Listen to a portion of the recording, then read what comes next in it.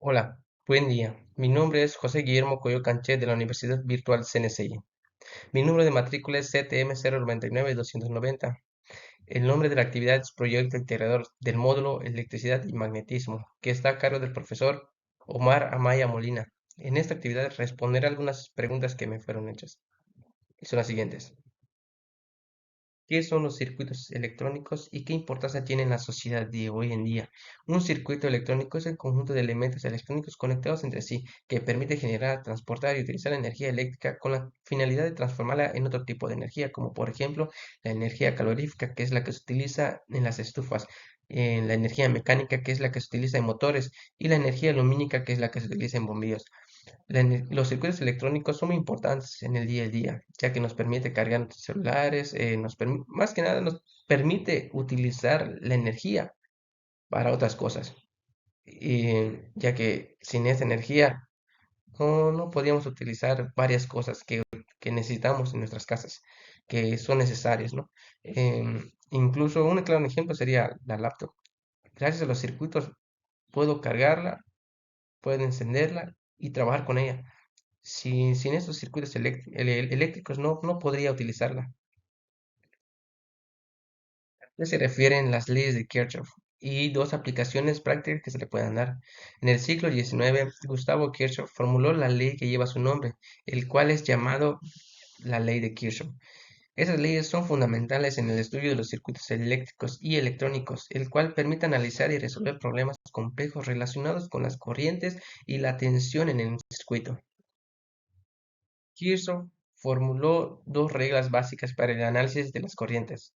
La primera ley es conocida como la ley de corrientes o ley de nodos. Establece que la suma algebraica de las corrientes entrantes y salientes de un nodo de un circuito es igual a cero. De hecho, esta ley es la base en el principio de la conservación de la carga eléctrica. Por ejemplo, si tenemos un nodo con dos corrientes entrantes y tres corrientes salientes, la suma algebraica de esa corriente debe ser igual a cero. Esta ley es muy útil para determinar las corrientes en cada rama de un circuito. La segunda regla básica para el análisis de tensión de un circuito cerrado. La segunda ley, conocida como la ley de tensiones o ley de Mayes, establece que la suma algebraica de la tensión de un lazo cerrado de un circuito es igual a cero. De hecho, esta ley se basa en el principio de la conservación de la energía.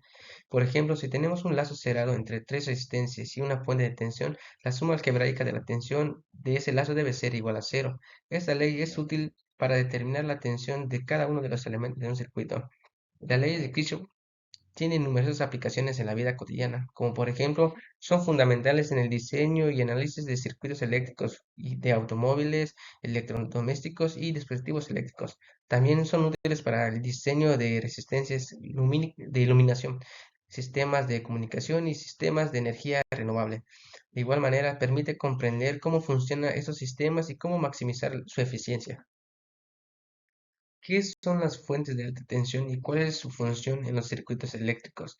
Las fuentes de alta tensión son un sistema eléctrico que emplean energía eléctrica con una tensión eficaz nominal superior a algún límite preestablecido. Se utiliza para transportar electricidad a grandes distancias, normalmente desde los centrales eléctricos, donde se genera hasta las subestaciones de los centros de consumo final.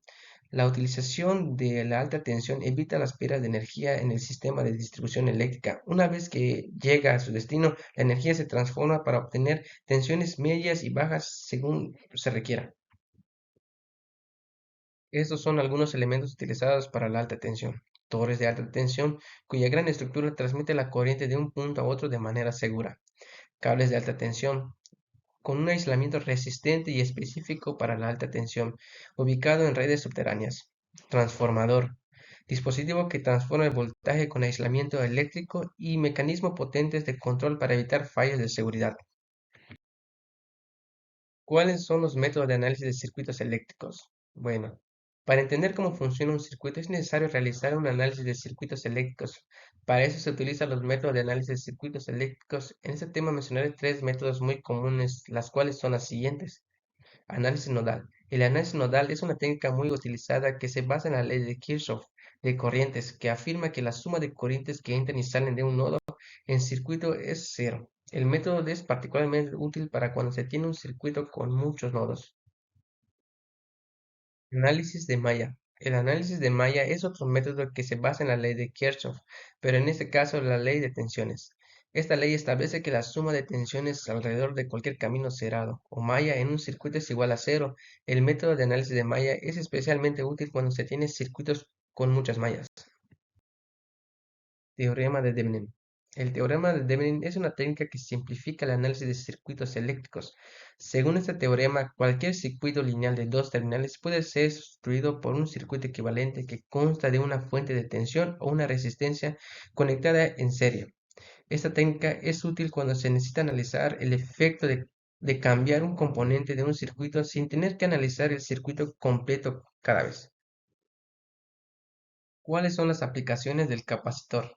Un capacitor o condensador eléctrico es un dispositivo que se utiliza para almacenar energía en un campo eléctrico interno. A ese dispositivo se le considera un componente positivo y se utiliza en circuitos eléctricos, digitales y analógicos. De igual manera es llamada capacitancia. Aplicaciones de un capacitador. Los capacitadores se emplean en un sinnúmero de aplicaciones dentro del campo de la electricidad y la electrónica, como por ejemplo para mantener corriente en el circuito y evitar que haya tensión, disminuir el consumo de la intensidad en las instalaciones de la electricidad, permitir el arranque de motores, convertir la tensión alterna en continua. Bueno, esto ha sido todo de mi parte. Espero que les haya gustado y que tengan un excelente día. Muchas gracias.